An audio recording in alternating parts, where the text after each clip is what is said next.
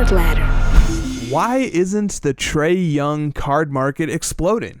So, by any meaning of the phrase, Trae Young and the Atlanta Hawks have exceeded expectations in these NBA playoffs. Yet, Trae's Prism Silver PSA 10 is currently treading water in the $1,500 price range. The card was selling for over $3,500 in late December and early January. Over $3,500, and that was at the beginning of the season. The card is down 56%, and it's not just his Prism Silver. Rarer and more desirable cards of Trae's are down as well. His 2018 Select Courtside Silver PSA 10, which has a population of only 27, sold yesterday for $5,000. It sold for $7,500 on January 25th.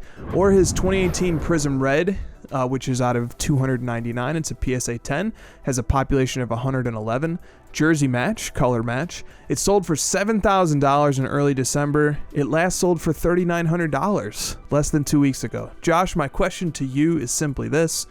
Given the fact that Trae Young is performing at a level well beyond what any reasonable basketball fan imagined possible in his playoff debut, including knocking off the formidable 76ers in a 7-game grueling series en route to an Eastern Conference Finals appearance, why do you think the Trae Young sports card market isn't exploding right now?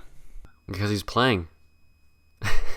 I mean, if we haven't learned it by now, the number one reason that sports cards go up in value for the younger players, let me put that caveat on it, for the younger players, the active guys, is their inherent prospecting of them and their hype and their future value. So people are prospecting that one day this player will be XYZ, and they're prospecting that he's going to get better, he's going to win championships, et cetera, et cetera. When they actually are currently playing, you can't prospect. You're just having to take the results as they come, and that's what all it is. And he is exceeding expectations. That would be the one thing that I would say would outdo what I just said before, was that if you're just you're very much out exceeding the expectations. I think maybe in this case, the thought is that the Sixers blew the series as opposed to the Hawks taking it from them. That's maybe one narrative that could be told. I mean, it's mostly about how bad Ben Simmons played, and less about how great Trae Young was. But I don't know, his stuff just had so much growth. Again, it's just kind of playing to the same thing. It just went up so much that even with strong play, it still can't maintain. It still can't maintain the growth over that long stretch of time. Well said. Because we remember Trae Young had 9 months off in between when the NBA suspended his season in 2020 and when the season resumed. And over that period of time, that was when his Prism Silver, for example, got up to $3,500. It quadrupled or quintupled. It went up by multiples over that 9-month period where he didn't play. Maybe everybody got a little bit ahead of themselves. I don't know. It's very difficult to think about. I just want to say, you said that he's exceeding expectations of what, quote, any reasonable basketball fan, end quote, could assume. But I want to say collectors are not reasonable. So that's we should just throw out that sentence. I think they might be sleeping on Trae Young a little bit right now. But I don't know. It kind of depends upon what their expectations were of Trae Young. Josh, let's close with this. What about this notion that collectors and investors have already made their bed, so to speak? This theory suggests that we all have already chosen our preferred prospects from the star-laden 2018 and 2019 draft classes, and we aren't interested in shifting our positions now.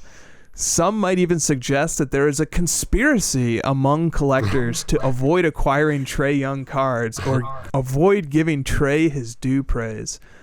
Do you have any thoughts on this? Does this have any explanatory power? I'm usually not the tinfoil hat conspiracy guy, but I really buy this one.